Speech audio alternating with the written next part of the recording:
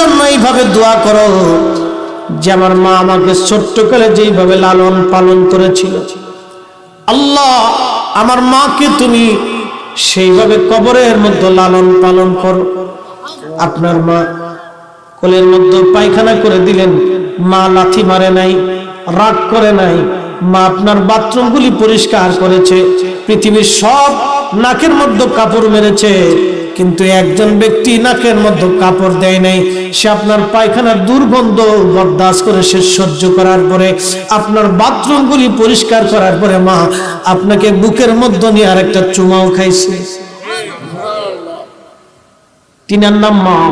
মা মা মা। আল্লাহ বলেন, ও বান্দা নিষ্কুরলি ওয়ালি ওয়ালিদাইক, বান্দারে আমার শুকর তুমি করবা, আমার পরে পৃথিবীতে যার শুকর করবা তিনি হলো মা। আমি আল্লাহর পরে কারো শুকর যদি তুমি করো সে তোমার পিতামাতা। এই পিতামাতার শুকর তুমি করবে, যদি না শুকরিয়া করো, আল্লাহ বলতেছেন লা ইন শাকারতুম লাযীদান্নাকুম, যদি শুকর তুমি করো বান্দা আমি আল্লাহ তোমার নিয়ামত বাড়ায় দিব। আর যদি ওয়ালা ইন কাফারতুম ইন্না আযাবি লাশাদীদ, যদি তুমি শুকর আদায় না করো তাহলে তোমাকে কঠিন শাস্তির সম্মুখীন করব। পৃথিবীর মধ্যে তিনটা জিনিস যদি পেতে চান, একটার নাম দৌলত, আর একটার নাম ইজ্জত, আর একটার নাম হায়াত। দৌলত ইজ্জত হায়াত, দৌলত ইজ্জত হায়াত, সম্পদ সম্মান আর হায়াত, তিনটা জিনিস যদি পেতে চান, মা আপনাকে যেইভাবে লালন পালন করেছে আপনি ওইভাবে মা বাবাকে লালন পালন করে যান। তুমি তোমার পিতামাতার সন্তুষ্টি ছাড়া যদি কবরে আসা, কঠিন বছর ইবাদত হবে, কঠিন বছর ইবাদত হবে, কিন্তু জান্নাত নসিব হবে না। যুবক ভাইদের জন্য একটা ওয়াজ শোনাই। আল্লাহর নবী সহিহ বুখারীর মধ্যে তিনি লেখেন, কিতাবুল আম্বিয়াতে আসছে, পূর্ব জমানার একজন বুজুর্গ সারাদিন 24 ঘন্টা সে নামাজে কাটাইতো, জিকিরে কাটাইতো, ইবাদতে কাটাইতো।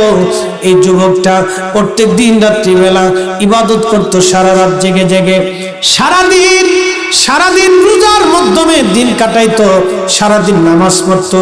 একদিন তার মা এসে ঘরের খানকার মধ্যে টুকা লাগায় বলে, রে জুরাইস দরজা খোল, আমি মা আসছি। মা দুটি কথা বলে বিদায় হয়ে চলে যাব। আল্লাহর ওলি জুরাইস চিন্তা করলেন, একদিকে নামাজ, অন্যদিকে মা, না না না, মা চলে যায়, যাক আমি জুরাইস নামাজ ছাড়ব না। দেখেন কত বড় বুজুর্গ, নামাজের জন্য মার ডাকে সাড়া দিলেন না। প্রথম দিন মা এসে ডাকাডাকি করলো, সাড়া দিলেন না। দ্বিতীয় দিন আবার মা আসছে, রে জুরাইস দরজা খোল, আমি তোর মা আসছি। মা দুটি কথা বলেই চলে যাবো, রে জুরাইস, ও জুরাইস দরজা খোল, আমি তোর মা আসছি। জুরাইস তখনও নামাজের দণ্ডায়মান, চিন্তা করলো একদিকে মা, অন্যদিকে নামাজ, না না না, মা চলে যায়, যাক আমি নামাজ ছাড়ব না। দ্বিতীয় দিন জুরাইস নামাজ পড়ে, তৃতীয় দিন মা আসছে, জুরাইস আমি মা আজকে 3 দিন ধরে ডাকি, জুরাইস আমার ডাকে সাড়া দিস না কেন? জুরাইস রে মা ডাকতেছি, ওরে জুরাইস আমার ডাকে সাড়া দে। মা দুটি কথা বলেই চলে যাব। জুরাইস চিন্তা করলে একদিকে নামাজ, অন্যদিকে মা, না না না, মা চলে যায়, যাক আমি নামাজ ছাড়ব না। ওই দিন জুরাইস নামাজ পড়তে লাগলো। চতুর্থ দিন মা হাত বাড়াইছে, আল্লাহ 3 দিন ধরে ডাকছি আমার ছেলে, আমার ডাকে সাড়া দেয়নি। আমি জানি অনেক বড় বুজুর্গ, আমি মা হয়ে তোমার কাছে একটা দরখাস্ত করি, হে রব, আমি তোর মা, 3 দিন ধরে ডাকছি, আমার ডাকে সে সাড়া দেয়নি। আল্লাহ আমার জুরাইস তোমার দরবারে যত বড় ওলি হোক, হাদিসের পরিভাষা, আল্লাহ আমার জুরাইস তোমার দরবারে যত বড় ওলি হোক, আমি মা হয়ে তোমার কাছে বদদুয়া করে গেলাম, আমার জুরাইসকে দুনিয়ার কোন জানাকারিনী মহিলার অপবাদ না দিয়ে অপমান অপদস্থ না করিয়ে তুমি কবরে তাকে নিও না। নবী পাক বলেন সাথে সাথে মায়ের বদ্দুয়া আসমান কবুল হয়ে গেল। এখন মনোযোগ দিয়ে, জুরাইজ জানেন না মায়ের বদ্দুয়া কবুল হয়ে গেল। জুরাইজের খানকার পাশে একটা রাখাল রাত্রিবেলা মাঝে মধ্যে ঘুমাইতো। ওই রাখালের সাথে ওই এলাকার একটা জনপদের মেয়ের অবৈধ সম্পর্ক হলো, দুইজন জেনায় লিপ্ত হয়ে গেল। আমাদের দেশের মানুষ তো এখন জেনাটাকে জেনা মনে করে না। বলে হুজুর জেনা কেমনে মনে করবে? রাত গভীরে দেখবেন বসুন্ধরা দিয়ে, আমার ওই যে হাসনাবাদে বসুন্ধরা রিভার ভিউ আছে, মাঝে মধ্যে দেখি শুক্রবার আবার জুমার নামাজের পরে ওই পার্কের দিকে ছেলেরা মেয়েরা মোটর সাইকেল চালিয়ে যায়, টুনাটুনি জন্ডিস আর লেডিস, মাঝে মধ্যে বোঝাই যায় না কোনটা বেডি না হিজলা। সুবহানাল্লাহ কইলো কিরা রে? ওরে ডাকাত তোর এডি কি সুবহানাল্লাহ? এটা সেডি কি সুবহানাল্লাহ? চিন্তা করতে পারে তো ফুটবল খেলার সময় কি সুবহানাল্লাহ কইস নাকি রে? হ্যাঁ, এটা কেমন করিস না কিন্তু খুব মনোযোগ দিয়ে। কোনটা লেডিস আর কোনটা জন্ডিস বোঝা যায় না, কারণ দুটোই তো প্যান্ট শার্ট পরা। এই কথা কর না কেন? এরকম বউ যদি কারো কপালে পড়ে তাহলে কপাল একবারে ঠাডা ছাড়া আর কিছু নসিবে নাই। কারণ স্বামী হলো বোতল সার মুরিদ। বোতল সার বুঝছেন নাকি?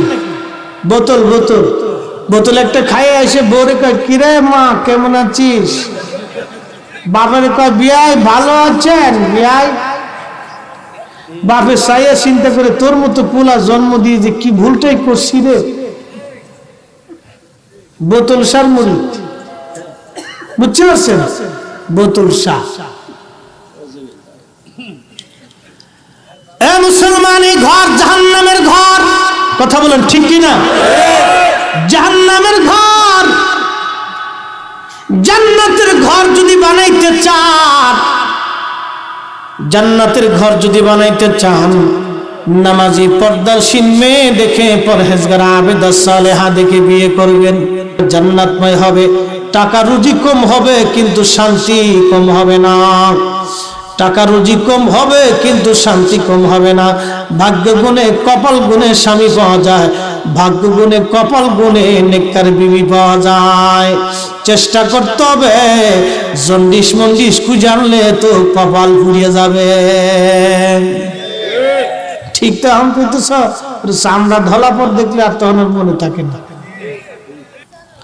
খুব মনোযোগ দিয়ে, ওই মেয়েটার সঙ্গে এক পর্যায়ে অবৈধ সম্পর্ক হলো, জেনা হয়ে গেল। এক সাহাবী নবীর দরবারে এসে বলেন হুজুর আপনি অনুমতি দিলে আমি জেনা করতে চাই। চিন্তা করেন তো, নবীর দরবারে এসে জেনা করার জন্য অনুমতি নেওয়ার জন্য হুজুর, কারণ নবী যদি অনুমতি দেয় তার জন্য হালাল হবে। হুজুর অনুমতি দিলে জেনা করতে চাই। নবী বলেন জেনার জন্য অনুমতি নিতে আসছো, তাহলে আমার দুটি প্রশ্নের জবাব তুমি দাও, তারপরে জেনা করবে। হুজুর কি প্রশ্ন বলেন? ও যুবক তাহলে বলো, তোমার মায়ের সঙ্গে কেউ জেনা করুক তুমি কি চাও? যুবক কয় হুজুর মরে গেলেও তো হবে না। তাহলে তোমার বোনের সঙ্গে কেউ জেনা করুক তুমি কি চাও? বলে হুজুর না, জীবন গেলেও তো আমি মেনে নিতে পারবো না। তোমার বিবির সঙ্গে কেউ জেনা করুক তুমি কি চাও? বলে হুজুর অসম্ভব, জীবন চলে গেল এটা মানা যাবে না। তোমার মেয়ের সঙ্গে কেউ জেনা করুক তুমি কি চাও? বলে হুজুর অসম্ভব, জীবন গেলেও আমি মানতে পারবো না। আল্লাহর নবী বলেন যুবক তাহলে তুমি জেনা করতে চাও, বলো তুমি কোন নারীর সঙ্গে জেনা করবে? সে কারো মেয়ে, কারো মা, কারো বিবি, কারো বোন, বলো কোন নারীর সঙ্গে তুমি জেনা করতে চাও? যুবক কদমের মধ্যে পড়ে বলেন হুজুর আমার ভুল হয়ে গেছে, আর কোনোদিন অন্তরে জেনার লিপ্স আনবো না। একবার চিৎকার মেরে বলা যাবে কি মারহাবা।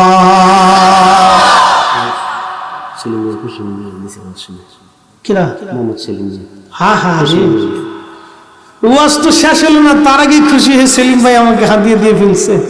আল্লাহ সেলিম ভাই ও আসছেন আমাকে হাদিয়া দিছে, এটা একটা ভালো গুণ।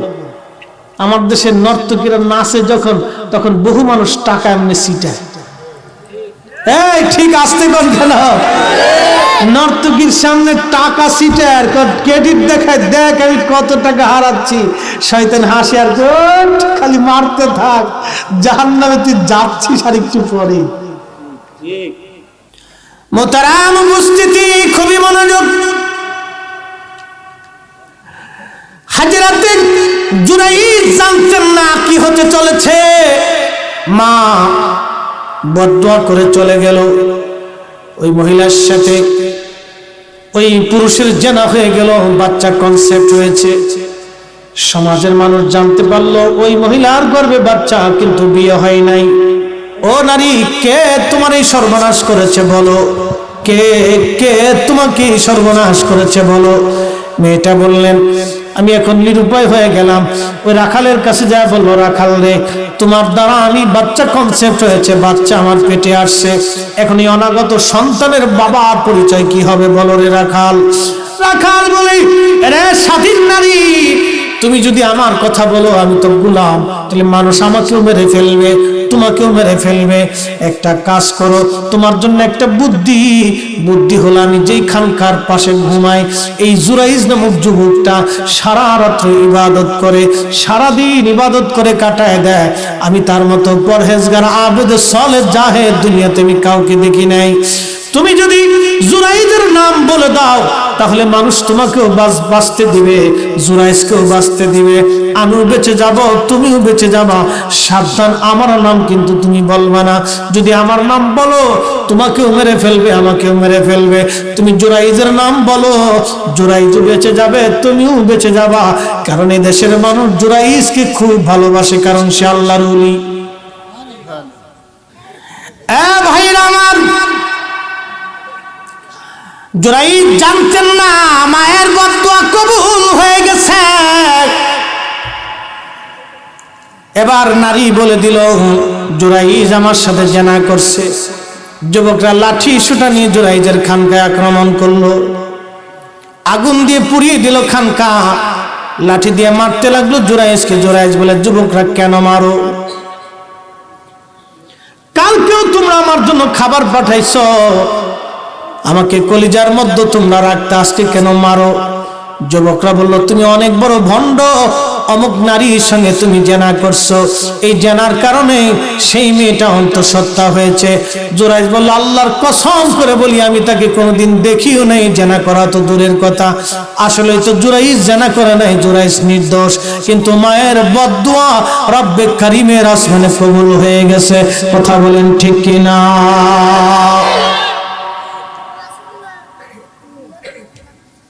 হ্যাঁ, কথা কইস না, তারপর ঠান্ডা হইতেছে। ভাইরা আমার, জুরাইজ জানতেন না কি হতে চলেছে। এবার এই মেয়েটাকে জুরাইজের সামনে হাজির করা হলো। মেয়েটা বলে, এই জুরাইজ আমার সঙ্গে জেনা করছে। জুরাইজ বললেন, আমি তাকে কোনোদিন দেখি নাই। মুরব্বীরা বলল, তাহলে আমরা একটা সমাধানে বসি, দেখি কার দোষ কার গুণ প্রমাণ হয়ে যাবে। ও জুরাইজ, মহিলার পেটের বাচ্চা, মহিলার সাক্ষী। মহিলা বলে, তুমি জেনা করছো, তার পেটে তোমার জেনার ফসল। জুরাইজ বলে, না আমি তো জেনা করি নাই, কোনোদিন দেখিও নাই। কথা তো সত্য। লোকেরা বলল, জুরাইজ তাহলে তুমি তোমার দলিল উপস্থাপন করো। মহিলার পেটের বাচ্চা, মহিলার সাক্ষী, তোমার সাক্ষী কি আসেনি যে তুমি জেনা করো নাই? কি প্রমাণ তুমি সাবমিট করতে পারবে বলো? জুরাইজ ডেকে বললেন, হে সমাজের মানুষ, আমার কাছে একটা প্রমাণ আছে। বলে, কি প্রমাণ? এই মহিলার পেটের বাচ্চাটা আমার প্রমাণ। বলে, মহিলার পেটের বাচ্চাটা তো মহিলার প্রমাণ, তোমার প্রমাণ কি করে হয়? বলে, এই বাচ্চা প্রসব হওয়ার পরে এই বাচ্চার কাছে আমি জিজ্ঞেস করব, এই বাচ্চার বাবা আমি নাকি অন্য কেউ? বলে, জুরাইজ, দুধের বাচ্চা কি কথা বলবে? হযরত জুরাইজ রাহমাতুল্লাহ আলাইহি বলেন, হ্যাঁ, আমি বললে অবশ্যই বাচ্চা কথা বলবে। একবার আওয়াজ তুলে বলা যাবে কি সুবহানাল্লাহ?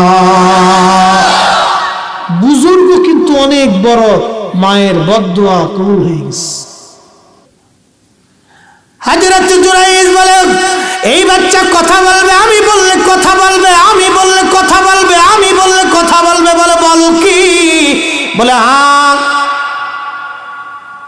লোকেরা বলল ঠিক আছে, তাহলে তুমি ততদিন পর্যন্ত বন্দী থাকবা।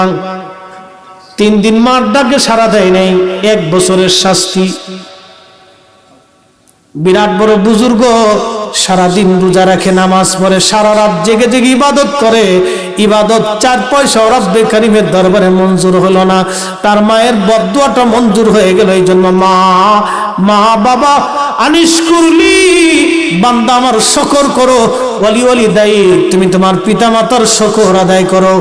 আল্লাহ বলেন ওয়াকাদা রাব্বুকা আল্লা তা'বুদু ইল্লা ইয়াহু ওয়া বিল ওয়ালিদাইনি ইহসানা। আমি আল্লাহর ইবাদত করবে, আমি আল্লাহ ছাড়া আর কারো ইবাদত করবে না। আর তোমার পিতা মাতার সঙ্গে তুমি অনেক বড় ইহসান করবে। ইহসান ইহসান, দয়া দয়া দয়া দয়া দয়া দয়া। এ বোনেরা, আপনাদেরকে বলে যায় স্বামীর ঘরে আসবেন, সাবধান, স্বামীর মায়ের সঙ্গে বাবার সঙ্গে ঝগড়াবাদী, ওই বাবা মা থেকে স্বামীকে কখনোই জুদা করবেন না। একদিন এক বোন আমাকে ফোন দিয়ে বললেন, হুজুর আমি প্রত্যেক দিন আপনার ওয়াজ শুনি, কিন্তু আমি একটা মহা বিপদে পড়ে ফোন দিয়েছি। আমি বললাম বলেন, তাড়াতাড়ি বলতে হবে, এত টাইম আমার হাতে নাই। তা বলতেছে, হুজুর মনে কিছু নিয়েন না, প্রত্যেক দিন আমি ওয়াজ শুনি, আমার জীবনে একটা ভুল হয়ে গেছে। আমি বললাম ভুল স্বীকার করাটা তো অনেক বড় গুণের কাজ। আমি বললাম বোন, ভুল স্বীকার করাটা তো অনেক বড় গুণের কাজ। বলেন কি ভুল? বলে হুজুর বহু বছর আগে শাশুড়ির সঙ্গে ঝগড়া করে স্বামীকে ঢাকা নিয়ে এসেছিলাম। আমার শাশুড়ি বেজার হয়ে গেছে, হুজুর অনেক বছর ঢাকা আসি, অনেক টাকা রুজি হয়, কিন্তু শান্তি হয় না। একটার পর একটা ঝামেলা লেগে থাকে, একটার পর একটা অসুস্থতা আসে, বিভিন্ন বালা মুসিবত আসে। আমি বললাম হাই হাই, অনেক বড় ভুল করে ফেলছেন। বলে হুজুর আমি কি করতে পারি? আমি বললাম মুরব্বীর কাছে ক্ষমা চান, আপনার স্বামীকে ঢাকার থেকে আপনি দেশে নিয়ে চলে যান। বলে স্বামী যেতে চায় না। আমি বললাম স্বামী ফালাই আপনি শাশুড়ির কাছে চলে যান। আমি বললাম স্বামী ফেলে আপনি চলে যান, ও বেটা এমনি যাইব, কদিন পরে যাইবো না, মানে যাইব। আমি বললাম যাইব, আপনি চলে যান, যা ওনার সেবা করেন, খেদমত করে, একটু সন্তুষ্ট করেন, খুশি করে নিয়ে আসবেন ঢাকায়। আমার বাস্তবতা থেকে বলতেছি, বাস্তবতা থেকে, এগুলো হলো বাস্তবতা। মহিলাটা কেঁদে বলতেছে, হুজুর অনেক টাকা রুজি হয়, কিন্তু অনেক বছর ধরে কোনো শান্তি খুঁজে পাচ্ছি না, কি করতে পারি? আমি আপনার ওয়াজ প্রত্যেক দিন আপনার ওয়াজ শুনি হুজুর, আমি আমার পিতামাতার খেদমতের ওয়াজ শুনে আমি নিজেকে স্থির রাখতে পারতেছি না হুজুর, আপনি একটু আমাকে একটা বুদ্ধি দিয়ে দেন। তখন আমি তাকে বললাম চলে যান আপনি, আমি মা বোনদেরকে বলবো ওয়াজ শুনে যান। আমি আমার ওই বোনদেরকে বলবো যারা স্বামীর ঘরে আসছেন, আপনি আপনার শ্বশুর শাশুড়িকে নিজের মায়ের চোখে দেখেন। আর শ্বশুর শাশুড়িদেরকে বলবো তাদের একটা বদ অভ্যাস আছে, বদ অভ্যাসটাকে আমি বলি। আমি আমার ওই শাশুড়ি মাকে বলবো, ও মুরব্বী, যেই ঘরে মেয়েটা এসেছে সে কারো মেয়ে, কারো ভাই, কারো বোন। সে যখন তার বাবার ঘরে ছিল তখন বাবার আদরের মেয়ে ছিল, মায়ের আদরের কন্যা ছিল, ভাইয়ের আদরের বোন ছিল। ওই মেয়েটা আপনার সংসারে এসেছে আপনার কাছে, বাবার আদর থেকে জুদা হয়ে, মায়ের আদর থেকে জুদা হয়ে, ভাই বোনের ভালোবাসা থেকে জুদা হয়ে মেয়েটা আপনার ঘরে আসছে। এখন আপনার দায়িত্ব হলো আপনি তাকে আপনার নিজের মেয়ের মতো মনে করে তাকে আদর করতে হবে। যদি এই মেয়েটার ভুল হয়, আপনার নিজের কন্যা মনে করে তার ভুলগুলি শুধরাই দিতে হবে। মা মুরব্বী বাবাকে বলবো, মুরব্বী আপনার মেয়েটাকে যেমন আপনি ভালোবাসেন, আপনার বিয়ে সাহেবও কিন্তু আপনার বৌমাকে, আপনার মেয়েটাকে ওরকম ভালোবাসে। সে একটা ফ্যামিলি থেকে ভালোবাসা থেকে জুদা হয়ে আসছে। এখন আপনাদের দায়িত্ব কন্যার মতো মনে করে তাকে ভালোবাসা দেওয়া। আপনার বৌমা অসুস্থ হলে আপনি নিজে রান্না করে তাকে খাবার খাওয়াই দেন, সারা জীবন আপনাকে মনে রাখবে, সারা জীবন আপনার সেবা করে যাবে, সে কৃতজ্ঞ হবে যদি আপনি তাকে এইভাবে শিখান। এটা সমাজ পরিবর্তন খালি ওয়াজ করে চলে গেলে হবে না, আমাকে বুঝাই যেতে হবে, এটা একটা জীবন। বাস্তবতা দেখে বুঝতে হবে মা, বাস্তবতা দিকে বলতেছি আমি। মেয়েটা যদি অসুস্থ হয়, আপনি তারে রান্না বান্না করে আপনার বৌমাকে খাওয়ান, এটা আপনার জন্য ক্ষতির কোনো কারণ না, অসম্মানের কোনো কাজ না। আমার দেশের কিছু বেডি আছে, কুটনা বেডি, সব মানে ওলি আল্লাহ নাকি, কুটনা বেডি আছে না, বহু আছে। যদি শাশুড়ি রান্না করে কুটনা বেটি খেলে সারা দেশের পান খেয়ে খেলে ঘুরতে ঘুরতে ঘুরতে ঘুরতে আসে, আসে গে জরিনার মা কি করো, রাঁধতেছি রাঁধতেছি, তোমার বৌমা কই, কোনো অসুস্থ তো শুয়ে রয়েছে। দেখেন বেডির কত বড় শয়তান, দেখেন বউ আংশকে রান্না করে খাওয়ার লাগে নাকি, বউ কি জমিদার নাকি, সে শুয়ে থাকবো আর তুমি রান্না করবা। দিছে না মহিলার সাথে, মহিলা তো মনে মনে শীতে একবার অস্থির, হ্যাঁ কত তো শেষ, আমি ছেলে বিয়ে করেছি, আমি রান্না করার লাগে নাকি। বেডি তো বৌমার উপর খেপে শীতে মিটে গেছে। এই বেডি যদি আপনাদের ঘরের কোনাতে আসে, আমি ওই বোনকে বলবো, মাকে বলবো, ঝাঁটু দিয়ে পিটিয়ে একবারে বাড়ির থেকে বের করে দিবে। হ্যাঁ কথা বলেন না কেন? এগুলো আমাদের সমাজের পোকা, এই সমাজ নষ্ট করে এগুলি সংসার ভেঙে দেয়, জুতা দিয়ে পিঠে খেতে দিই, সংসার নষ্ট করে এই সমস্ত মহিলা। এটা একটা সুন্দর সংসার নষ্ট করে দেয় শয়তান বেডি।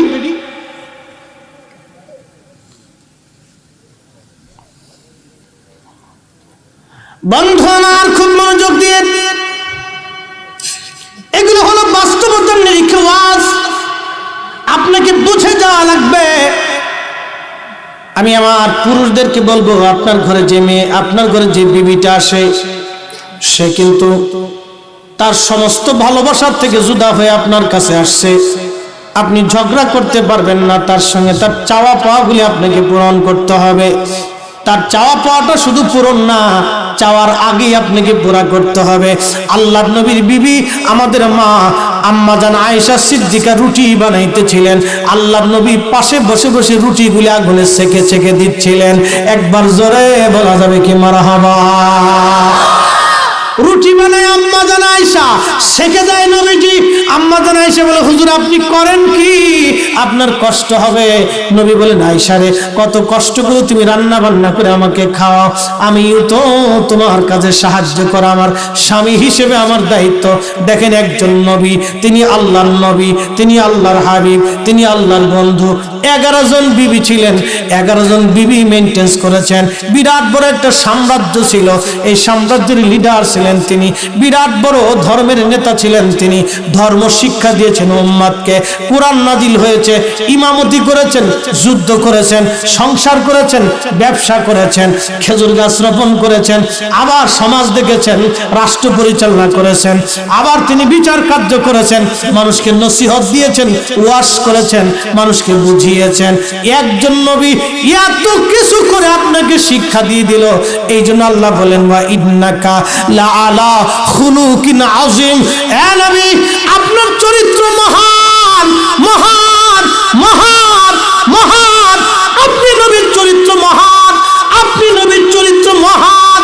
মাইয়ুতির রাসূল ফাকাদ আতা আল্লাহ, এ আমার বান্দারা, আমার নবীর ইত্তেবা হলে আমি আল্লাহর ইত্তেবা হয়, নবীর ইত্তেবা হলে আমি আল্লাহর ইত্তেবা হয়, নবীর ইত্তেবা হলে আল্লাহর ইত্তেবা হয়, নবীর ইত্তেবা হলে আল্লাহর ইত্তেবা হয়। আমার দেশে বুকে হাত বেঁধে নামাজ পড়ে ওরা বলে নবীর জীবনে ভুল ছিল, কুত্তা দিয়ে খাওয়াইলেও বাবা হক আদায় হবে না, এদেরকে খাওয়ানোর চাইতে কুত্তা খাওয়ানো অনেক সওয়াব। বেজারেছেন বুঝি নাকি? আল্লাহ রসুলের ইজ্জতের বেলে বাপকে ছাড়তে হয় না। এই বেটা তো বহু দূরের বেটা, এগুলো দেখার টাইম আমাদের হাতে নাই, কখনোই নাই, ছিলও না, সহমর্মিত হৃদয় থেকে আসবে না। আল্লাহ বলেছেন, ওয়া ইন্নাকা লাআলা খুলুকিন আযীম, আপনার চরিত্র মহান বেটার, বেস্ট, গ্রেট, মহান, এর উপরে কোন চরিত্র নাই। সেই রসুলের ভুল যারা ধরে ওদের মতো বেদাতি পৃথিবী তার কেউ হতে পারে না। নিকৃষ্ট বেদাতি। রসুল বলেছেন মান বক্কারা সাহিবা বেদাতি ফাকাদ আলা হাতমিল ইসলাম। তুমি যদি কোনো বেদাতিকে সম্মান করো তো দ্বীন ধ্বংস করেছ, বেদাতিকে সম্মান করেছ তো দ্বীন ধ্বংস করেছ, বেদাতিকে সম্মান করেছ তো দ্বীন ধ্বংস করেছ। এই সমস্ত বেদাতিদেরকে সম্মান করা যাবে না। কথা বলেন ঠিক কিনা? হ্যাঁ, বুঝে কবরে যেতে হবে। কবরের জগতে নবী ছাড়া আর কোন রাস্তা নাই। বন্ধু খুব মনোযোগ দিয়ে জুরাইস, ওই বাচ্চাটা প্রসব হলো। বাচ্চা প্রসব হওয়ার পরে বাচ্চাটাকে নিয়ে আবার সালিশে বসা হলো। মুরব্বীরা আসছে, এলাকার মানুষ, লোকেরা ডেকে বললেন, এই মহিলা তুমি তোমার প্রমাণ সাবমিট করো। মহিলা বলল, দেখেন আমার বাচ্চা পৃথিবীতে আসছে, এই বাচ্চা জুরাইজের বাচ্চা। মহিলা তখনও জানে না আল্লাহর ওলির দৌড় আল্লাহর আরশ পর্যন্ত। জুরাইজ ওলি ছিল। মা বলেছে আল্লাহ যত বড় ওলি হোক, মা বদদুয়া করছে আল্লাহ যত বড় ওলি হোক।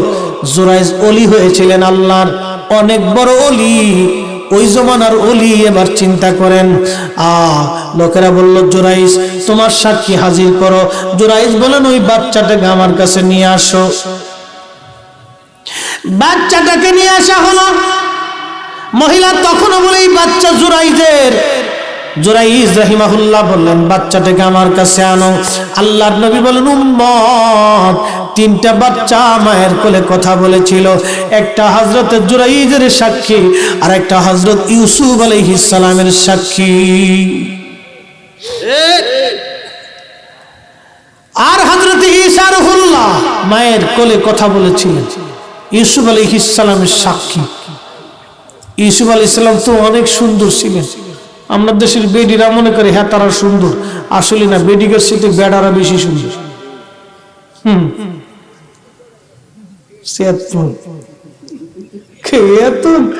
আলতা সুন্দর লাগাইলাম, ফেয়ার লাভলি লাগাইলাম, সুন্দর হইতে পারলাম না। হুজুর এসে করলো না কি আজকে? বেডারা বলে সুন্দর হয়েছে, হেরা আলতা সুন্দর লাগাই না, হেরা সুন্দর হয়েছে। আমরা আলতা সুন্দর পাউডার আলকাতরা লাগাই সুন্দর হইতে পারলাম না। আজকে টাকা কালেকশন হয়ে গেছে, অসুবিধা নেই, খেপলে কিছু করার নাই। মহিলাদের চাইতে পুরুষ সুন্দর। বলবেন দলিল কি? সূরাতি ইউসুফ বেদারি হিকমাতে লোকমা লেমা করিয়ে কুরআন কারি আয় দিলে সাদেলমা। নবী বলতেন আনা মালিহুন ওয়া ইউসুফ সাবিহুন, আমি লাল সুন্দর, আমার ইউসুফ সাদা সুন্দর। আমি মেরাজে যাওয়ার সময় ইউসুফের সঙ্গে আমার দেখা হলো। এত সুন্দর ইউসুফ, আল্লাহ পাক তামাম সৌন্দর্যটাকে দুইটা ভাগে ভাগ করেছেন। একটা ভাগ ইউসুফকে দিয়েছেন, আর একটা ভাগ আল্লাহ অন্য সৃষ্টিকে দিয়েছেন। এত সুন্দর ইউসুফ, ইউসুফকে দেখে যে দেখতো সেই পাগল পারা হয়ে ইউসুফের দিকে তাকায় থাকতো। আহা, পুরুষ আর মহিলা নাই, হযরত ইউসুফের দিকে তাকায় এক নজরে তাকায় থাকতো। জুলাইখার সৌন্দর্যে পাগল হয়ে এমন পাগল হয়ে গেলেন, ইউসুফকে একান্তে পাইতে চাইলেন।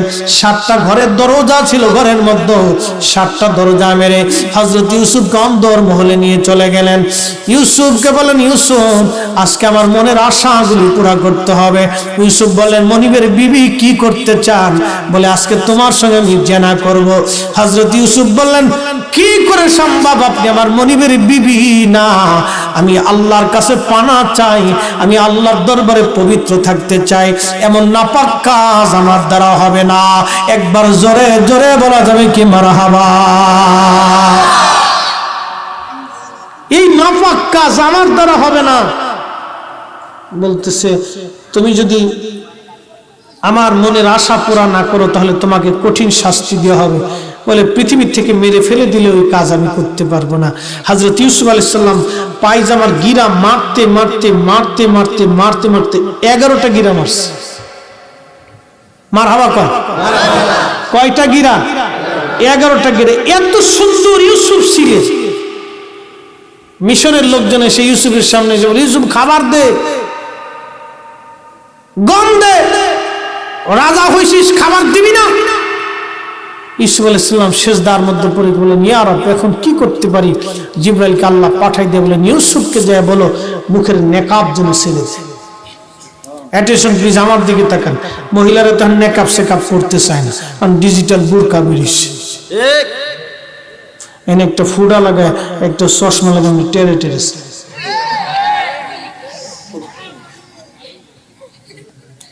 হাসুসকে এটা বুরকা। বুরকা একটা পড়ছে হিন্দে খান থেকে আডু দিয়েছে, হিন্দে একটা স্টাইল, হিন্দে ফারা, হিন্দে সিরা, হিন্দে টাইট। এতে বুরকা পড়তে বুঝি কিনা? হযরত ইউসুফ নেকাব পরে থাকতেন, মুখ বেঁধে থাকতেন। এত সুন্দর ছিলেন যে মুখ বেঁধে না থাকলে মানুষ খালি চাইয়ে থাকতেন। উনি সব ঢেকে মহিলাদের মতো মুখ সুখ নেকাব বেঁধে রাখতেন। আল্লাহ বলেন, ইউসুফকে যায় বলো হাজার হাজার মানুষের সামনে যেন মুখের নেকাব ছেড়ে দেয়। রাজ দরবারের সামনে দাঁড়িয়ে ইউসুফ আলাইহিস সালাম হাজার হাজার মানুষ এসে খাবার দেন। ইউসুফ আলাইহিস সালাম মুখের নেকাব ছেড়ে দিলেন। সৌন্দর্য দেখে সমস্ত মানুষ ক্ষুধার কথা ভুলে ইউসুফ আলাইহিস সালামের দিকে এক নজরে তাকায় রইলেন। হইছে না? আরো জোরে। আমি তো ইউসুফকে দেখতেছি না, আমি লাইটের দিক তাকাইছি। আরো জোরে কর। বেডা সুন্দর না বেডি সুন্দর?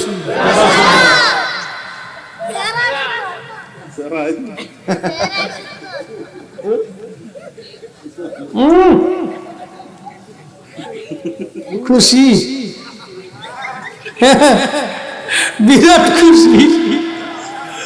ফুটবল খেলা আজকে দেখবি? বিরাট খুশি। বেড়া সুন্দর না বেডি সুন্দর? হ্যাঁ। হযরত ইউসুফের দিকে তাকিয়ে রয়েছে মানুষ ঘন্টার পর ঘন্টা। ক্ষুধার কথা তারা ভুলে গেল। এত সুন্দর নবী বললেন, শোনো ইউসুফ এত সুন্দর। আহা, হযরত ইউসুফ আলাইহিস সালাম কে দেখে মিশরের নারীরা কমলা লেবু কাটার বদলতে তারা হাত কেটেছিল ছুরি দিয়ে। কমলা কাটতে যে হাত কেটেছিল তারা বুঝতে পারে না ছুরি দিয়ে হাত কেটে যায়। আরে এত সুন্দর। আম্মা জান আয়েশাকে জিজ্ঞেস করা হলো, মা আমাদের নবী কত সুন্দর বলবেননি? আম্মা জান ডেকে বললেন, শুনো, হ্যাঁ, ইউসুফের চেহারা দেখে যেই নারীরা হাত কেটে ফেলেছিল, ওরা ইউসুফের জায়গায় যদি আমার নবীকে এক নজর দেখতো তাহলে ওরা হাত না, হাত কেটে কেটে কেটে কেটে কলিজা কেটে ফেলতো। ওরা বুঝতেই পারতো না কলিজা কেটে যাচ্ছে। আল্লাহু আকবার।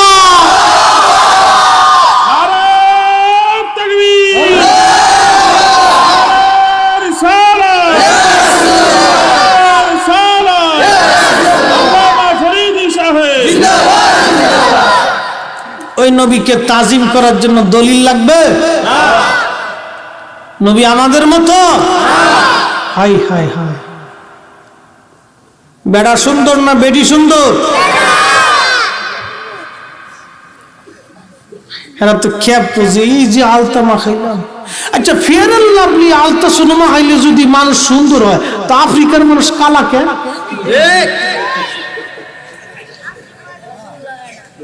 হ্যাঁ, বুঝি কেটে রে?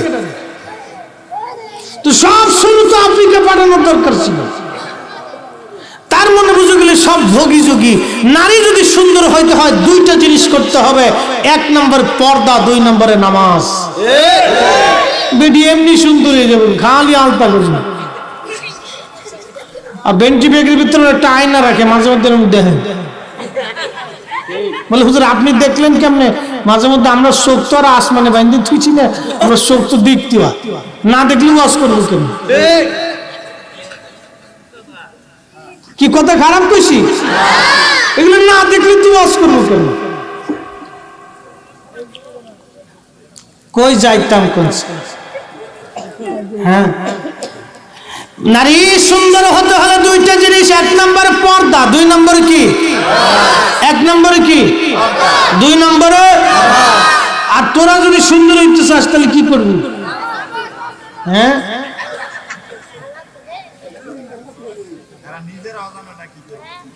এই খালি হাসতেছিস তো, তোকে হাসার বিয়ারে ধরছে আজকে না? এক যুবক, যদি আপনাকে সুন্দর হতে হয়, দেখবেন আমাদের দেশে অনেক মুরব্বীরা আছেন, অনেক মুরব্বী আছে, অনেক মুরব্বী আলেম দেখবেন যারা বয়স 70 হয়ে গেছে কিন্তু চেহারায় নূরের ছাপ আছে। কেন জানেননি? অধিক পরিমাণে ওযু ও সিজদার কারণে বান্দার চেহারাটাকে আমার আল্লাহ নূরানি বানায় দেয়।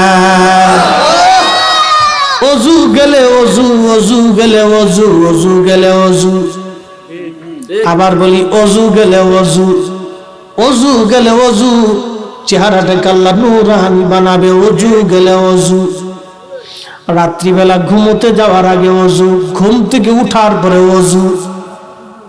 হ্যাঁ, সর্ব ভালো কাজের আগে ওযু, সর্ব হালতে ওযু যদি করতে পারেন, আমার আল্লাহ চেহারাটাকে নূরানি বানায় দিবে।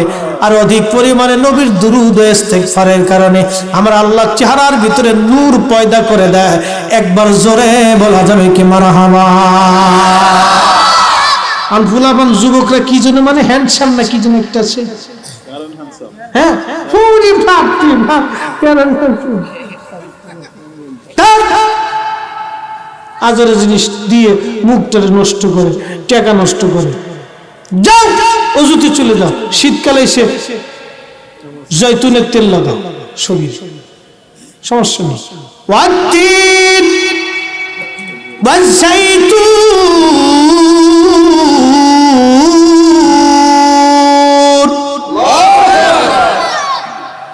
ওয়াতিন ওয়াযাইতুন ওয়া তুরি সিনিন। জয়তুনের তেল ইংরেজিতে বলে অলিভ অয়েল। জয়তুনের তেল ইংরেজিতে বলে অলিভ অয়েল ব্যবহার করে, আরবিয়ানরা ব্যবহার করে। দামি জিনিস এটা, আল্লাহর কোরআনের ভাষার তেল আপনি লাগাবেন, আল্লাহ তৌফিক দিক, বরকত দিক, সবাই বলেন আমিন। তাহলে যুবকদেরকে যদি সুন্দর হতে হয়, এক নম্বর আপনাকে নামাজে আসা লাগবে, সালাতে আসতে হবে। সালাত ছাড়া যুবক সুন্দর হবে না। বন্ধু আপনাকে বলে দিয়ে যাই, মা বাবার খেদমতের শেষ কথাটা বলে শেষ করে দিব। এই জুরাইস রাহিমাহুল্লাহ বললেন, আমার ওই বাচ্চাটাকে নিয়ে আসো আমার কাছে। বাচ্চাটাকে নিয়ে আসার পরে শাহাদাত আঙ্গুল দিয়ে জুরাইস বাচ্চাটার তলপেটের মধ্যে একটা ধাক্কা দিয়ে বলল, এই বাচ্চা বলো, আমি তোমার জন্মদাতা নাকি অন্য কেউ তোমার জন্মদাতা? শিশু বাচ্চার জবান খুলে গেল। বাচ্চাটা ডেকে বলে, হে সমাজের মানুষ, রাষ্ট্রের মানুষ, তোমরা যাকে আজকে মিথ্যা অপবাদ দিচ্ছ, এই জুরাইস আমার জন্মদাতা কেউ না। আমি যার মাধ্যমে পৃথিবীতে আগমন করেছি সে অমুক রাখাল। আমার এই জননী ওই রাখালের সঙ্গে জেনা করেছিল, আমি সেই জেনার ফসল। আল্লাহর ওলি জুরাইজের কোনো দোষ নাই। একজন আল্লাহর ওলির জন্য, ইজ্জতের জন্য আমার আল্লাহ একটা বাচ্চার জবান খুলে দিয়েছে। ওই জমানার ওলিদের ইজ্জত যদি এত বড় হয়, তাহলে এই জমানায় গাউসে পাকের ইজ্জত কত বড়, এই জমানায় হুজুর মহিউদ্দিন আব্দুল কাদের জিলানীর ইজ্জত কত, এই জমানাতে খাজা মাইনুদ্দিন চিশতির ইজ্জত কত, 360 আউলিয়ার ইজ্জত কত, এই জমানাতে বাউদ্দিন নকশবন্দ বুখারীর ইজ্জত কত, মুজাদ্দিদ আল ফসানি সিরহিন্দির ইজ্জত কত। এজন্য আমরা আল্লাহর ওলিদেরকে ভালোবাসি, আল্লাহর ওলিদের পক্ষে আসি। কথা বলেন ঠিক না বেঠিক? এসেছেন যত নবী সকলের ইমাম, সালাম ও নবী তোমায় হাজারো সালাম, ইয়া নবী সালাম আলাইকা। মেয়েটা বলল, হক, কথা তো সত্য। তো লোকেরা ধরে নিয়ে জিজ্ঞেস করলো, তুমি কার মাধ্যমে তুমি অন্তঃসত্ত্বা হয়েছ? মেয়েটা বলল, তোমরা যারা ওলি মনে করো, খানকা বানিয়ে দিয়েছো, খাবার দাবার দাও, সম্মান করো, তাজিম করো, ওই জুরাইস তার খানকার ভিতরে নিয়ে আমার সাথে জেনা করছে, যার কারণে আমার বাচ্চা এসে গেছে। হাই হাই হাই, মায়ের বদদোয়ার সাথে সাথে কবুল। এক কথা বলেন, ঠিক না বেঠে? কত লক্ষ বছর ইবাদত করবেন, মাকে কষ্ট দেন, ধমক দেন। তকদির পরিবর্তন করতে চাইলে মায়ের কাপড় চোপড় ধুয়ে দিবেন, মার সব কাজ করে দিবেন। মা আপনাকে যেইভাবে লালন করেছে সেইভাবে মাকে লালন করতে হবে।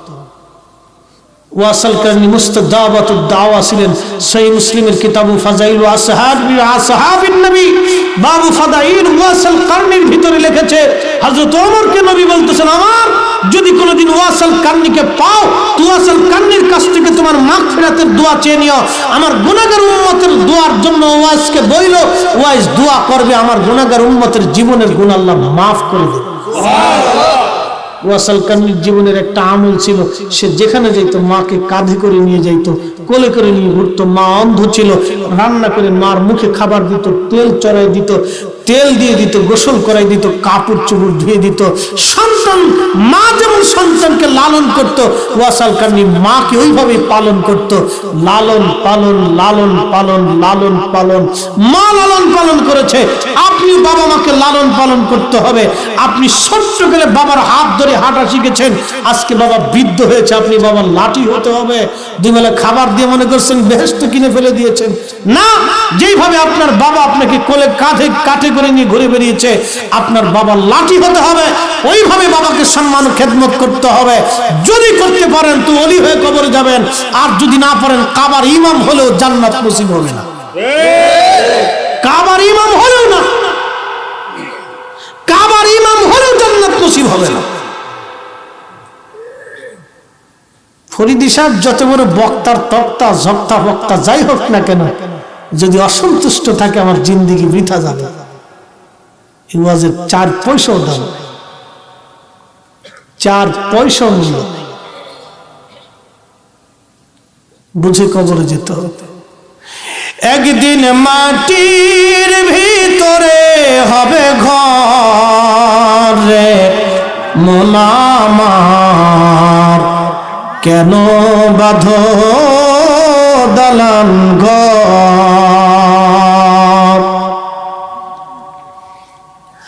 এ মুসলমান, সাইড দেওয়ার নিয়ে অসুবিধা নেই। একটা সময় খেলা, তো খেলা দেখার লাগে সবার মনটা খালি দুরু দুরু করতেছে। লাগবে না আজকে? দলের সাপোর্টার নাই আজকে, না এর লাগে তো বেশি আজকে জুস নেই। তবে আমি মরক্কোর পক্ষে আর কি। খেলা সেলা দেখি ঠিকই না, এটি নিয়ে আমার কোনো সুখ নেই, তাপ না। কি জিগে কোন দল, যেটা জিতুই নেই, হুইদে বেহুদে চিন্তা করে মাথা নষ্ট করে টাইম লস করে কোনো লাভ নেই। যেটা জিতবই নেই, শেষ, যা খেলে যেটা জিততাম। তবে মরক্কো দলের প্রতি আমার একটা জিনিস ভালো লাগছে, ওরা যখন খেলার জিতার পরে আনন্দ করেছে, তখন মাকে নিয়ে আনন্দ করছে, মার সাথে আনন্দ ভাগাভাগি করছে। এটা আমার কাছে খুব ভালো লাগছে, কলিজায় অ্যাকসেপ্ট করেছে। এটা চমৎকার একটা শিক্ষা সারা পৃথিবী করে দিয়ে দিল। আপনি যেই দলের সাপোর্ট নিয়ে বসে আছেন, ওরা নর্তকী নিয়ে হোটেলে যায় নাচে, জানেন না খবর। খুব সাপোর্টার একবারে, জীবন দিয়ে এলাম মেসির ভক্ত, মেসির ভক্ত, এটার ভক্ত, নেইমার সেইমার টেইমার। ওরা জিতার পরে নারী নিয়ে খুব আনন্দ করে নাচতে থাকে।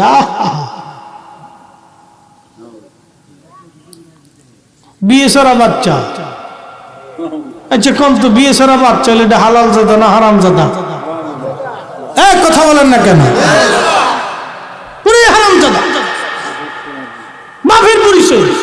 বিয়ে হয়েছে 3 বছর, বাচ্চা হয়ে গেছে, বাচ্চা আর 3 বছর পরে বিয়ে। এটা কি রে ভাই? নাম দিছে ফিরি 6।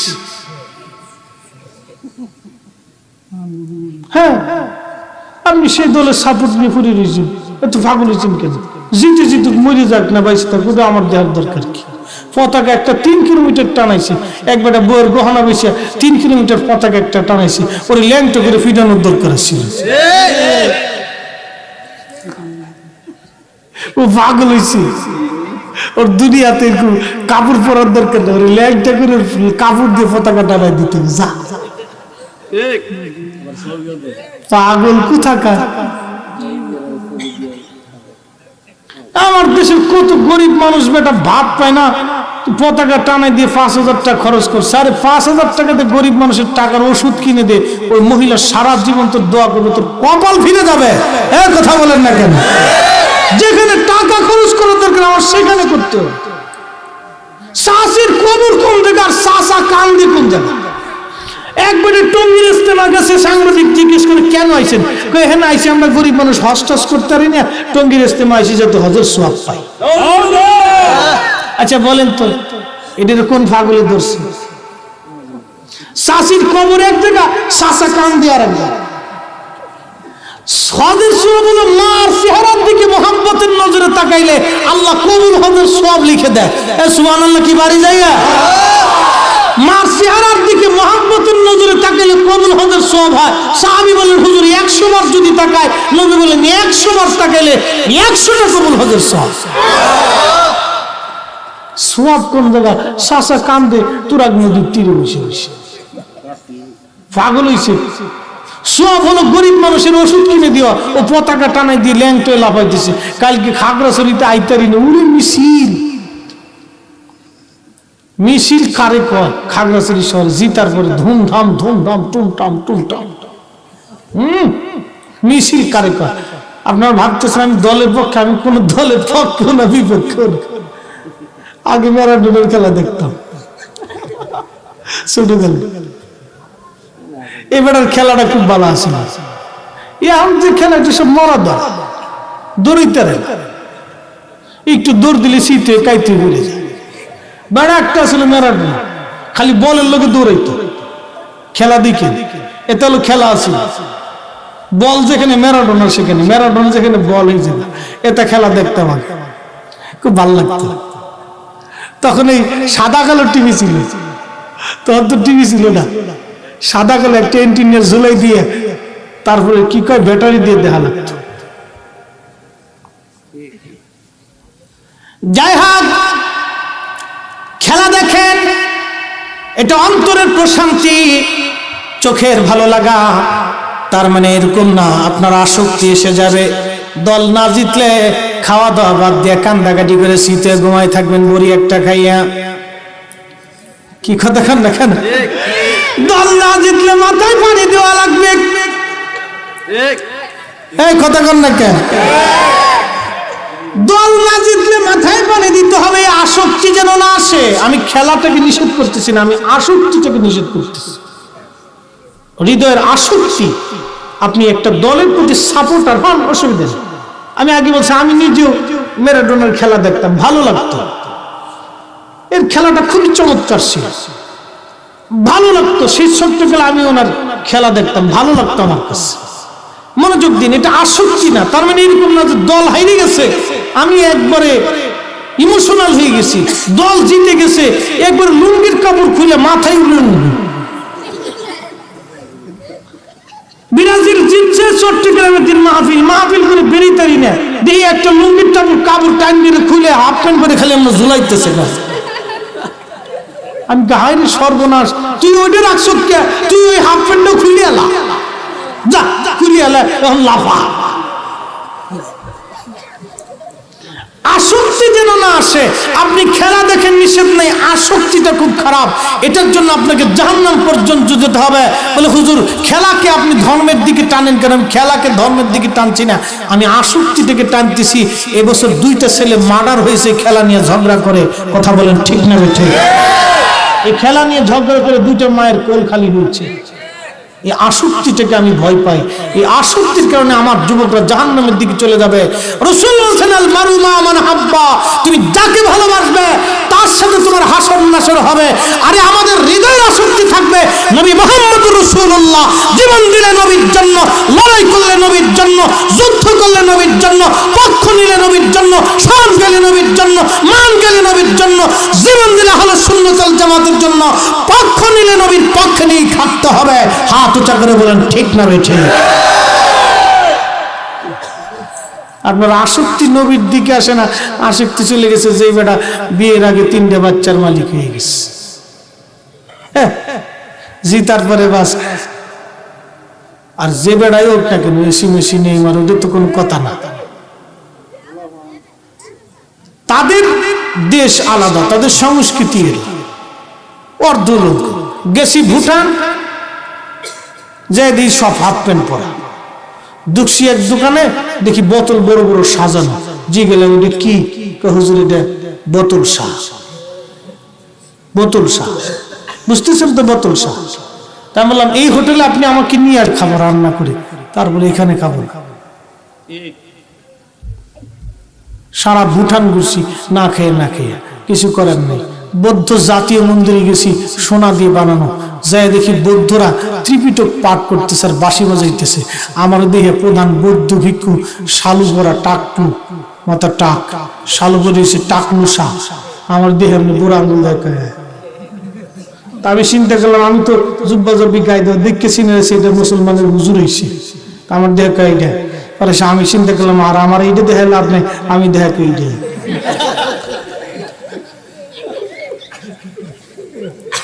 ভুটানের জাতীয় মন্দিরে গেছিলাম, বৌদ্ধদের মন্দির।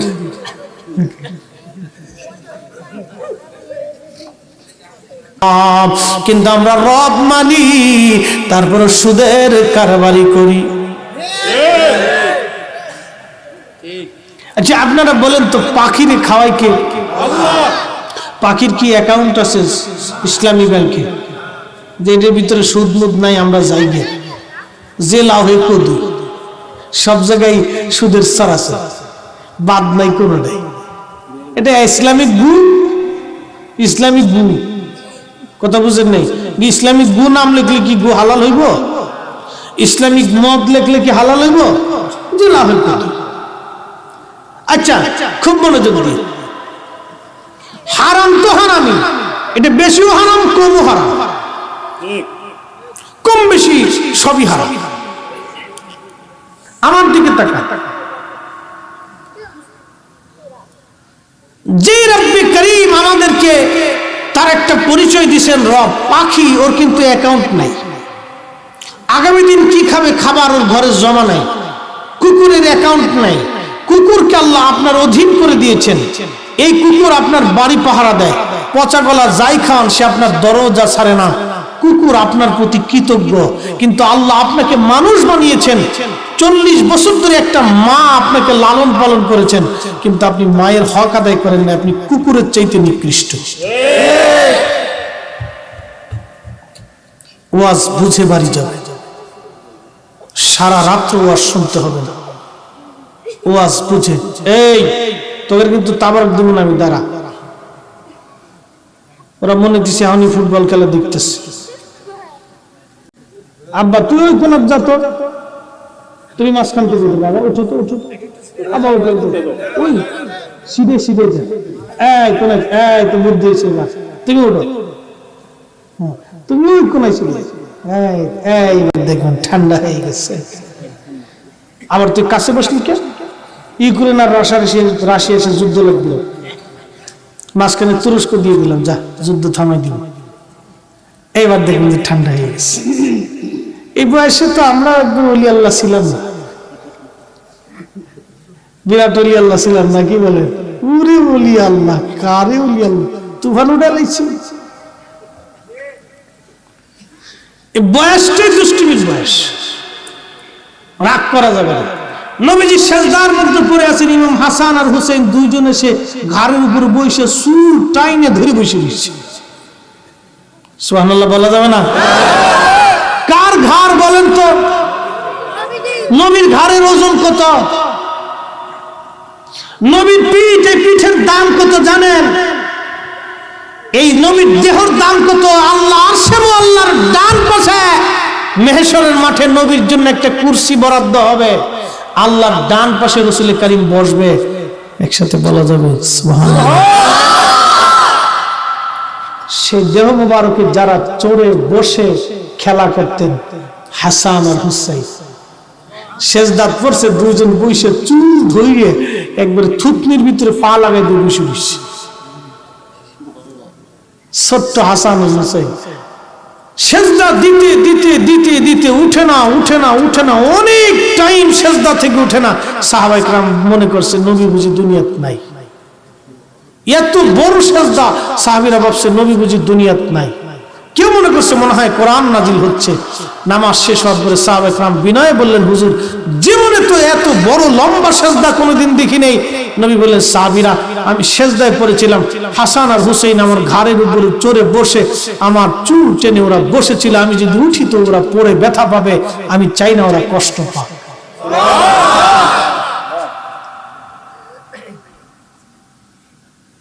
আর আমার বাচ্চারা মসজিদে গেলে মুতলে একটা ধমক দেয়, তোর বাপ আসে না তুই চুপ।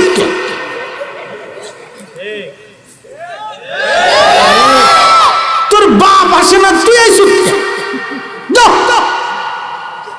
দিছে এক ধমক। ওটাই চিন্তা করে বুড়া যতদিন আছে আমি আর মসজিদ যাইতাম, বুড়া মরার পরে যাও নিয়ত করে নিচ্ছে না, এটা করা যাবে না। ওদের সিস্টেম করতে হবে আর কি, দুষ্টুমি করবে এদের বয়সী, সিস্টেম করতে হবে।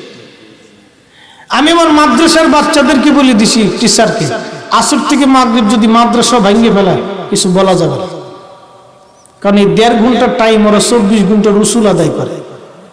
বয়স দুষ্টুমি, এ সময় কোরআন হাতে দিছেন, ওরা 24 ঘন্টা 8টা রাখা হয়েছে, মাত্র 1.5 ঘন্টা হাতের সময় পায়। মানুষ মনে করে ওই যে মাদ্রাসার পোলাপান কি শয়তান রে, খালি মাদ্রাসার পোলাপান শয়তানের দিকে তাকায়। আপনি দেখেন না ওরা 3টা থেকে একবারে সকাল 9টা পর্যন্ত কোরআন পড়ে, এরপরে ঘুমাইতে যায়, এরপরে ঘুম থেকে উঠে গোসল করে কোরআন হাতে নিয়ে একবারে আসর পর্যন্ত কোরআন পড়তে থাকে, ও টাইম পায় না।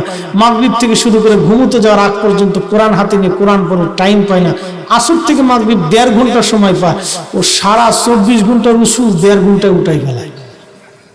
এই জন্য দেখবেন তুফান উঠে এলেছে, মানুষ মনে করে মাদ্রাসার পোলাপান খুব দুষ্ট, আসলে দুষ্ট না, ওকে দুষ্টুমি করতে না দিলে ব্রেন নষ্ট হয়ে যাবে। আপনারা অনেক সময় বুঝেন না, বাচ্চা দুষ্টুমি করবে, যেটা দুষ্টুমি করে না ভেদাওয়াসের মতো করে, তা বুঝবেন এটা অসুস্থতা আছে।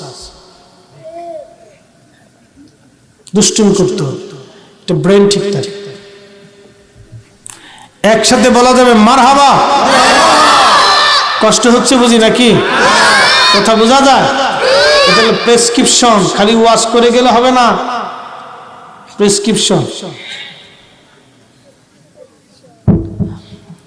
আল্লাহ রাব্বুল আলামিন ওয়া তারযুকু মান তাশাউ বিগাইরি হিসাব।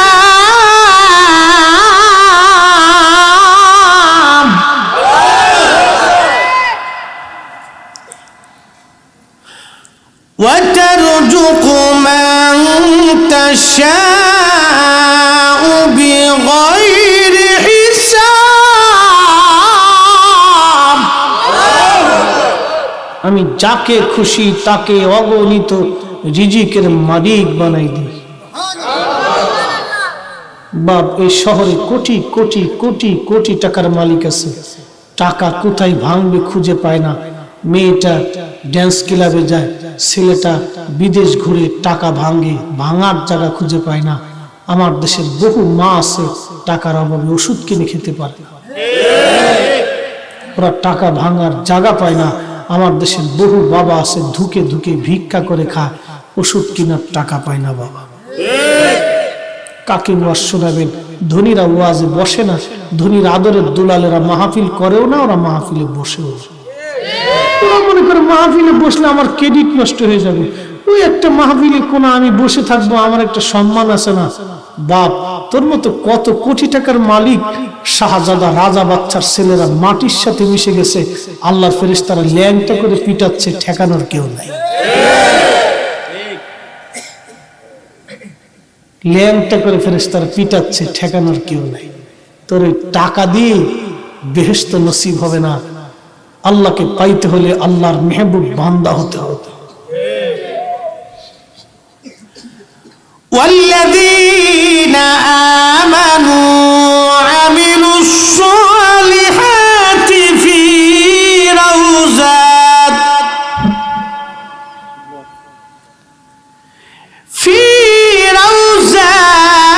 الجنة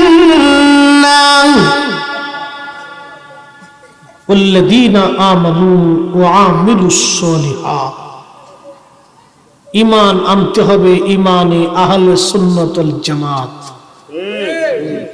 যদি বলেন হুজুর সুন্নি জামাতে থাকবো না, তো চলে যাবেন, সুন্নি জামাতের কিচ্ছু হবে না। এটা আগেও ছিল, এখনো আছে, আগামীতেও থাকবে।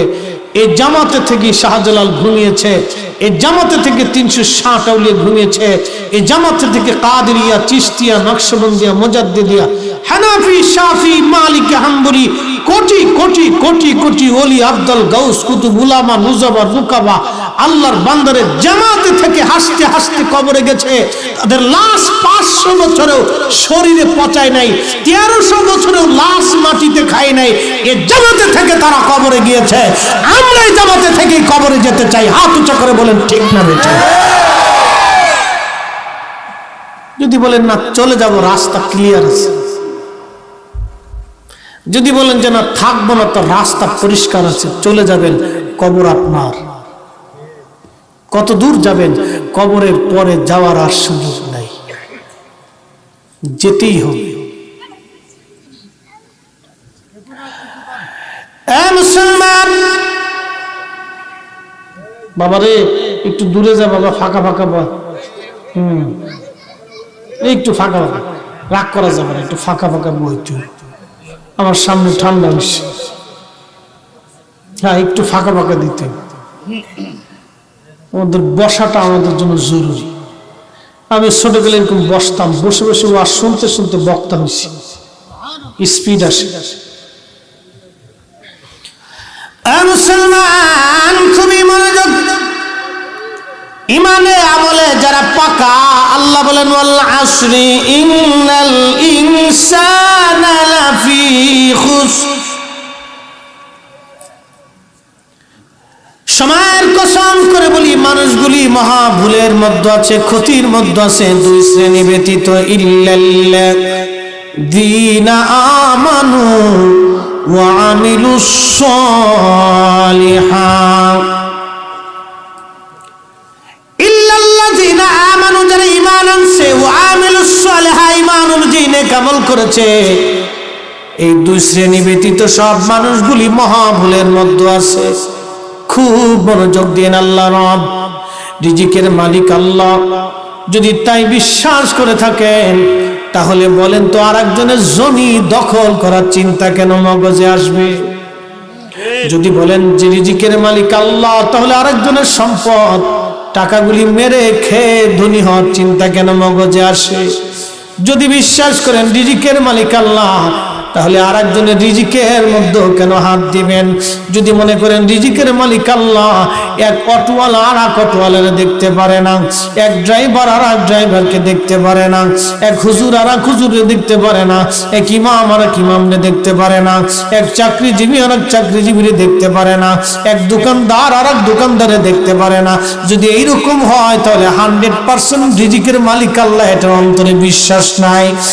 দোকানদার মনে করে ওর দোকানের জন্য আমার ব্যবসা বন্ধ, নষ্ট হয়ে গেছে। না না, ওর দোকানের জন্য আপনার ব্যবসা নষ্ট হয় নাই। আপনার জন্য আল্লাহ যা বরাদ্দ করেছেন আপনি তাই পাবেন। আল্লাহর দেওয়া বরাদ্দের বেশি আপনার জন্য নসিবে হবে না। কথা বলেন ঠিক কিনা?